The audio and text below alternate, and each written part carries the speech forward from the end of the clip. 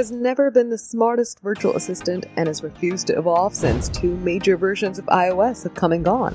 Now Apple finally announced an improved version of Siri, but it won't be compatible with every Apple device. Hey GadInsiders, welcome to your Tech Hub. The virtual assistant is finally living up to the expectations Apple set years ago, as a new Siri can now actually answer complex queries and carry out chained commands. Only devices compatible with Apple Intelligence will be receiving Siri AI, and this includes every iPhone release since the iPhone 15 Pro, alongside iPad and Mac models powered by Apple Silicon. 2024 iPad mini is also supported since it uses the same SoC as the iPhone 15 Pro. Just spot the Apple Intelligence and Siri section in your settings to see if your iPhone's on track to receive the AI-powered Siri upgrade with the release of iOS 27 this fall. Apple says the new assistant will initially be released as a beta, so users will need to manually opt in to access Siri AI. Fortunately, compatibility with iOS 27 should not be a cause of concern, given how Apple is extending support all the way back to the iPhone 11.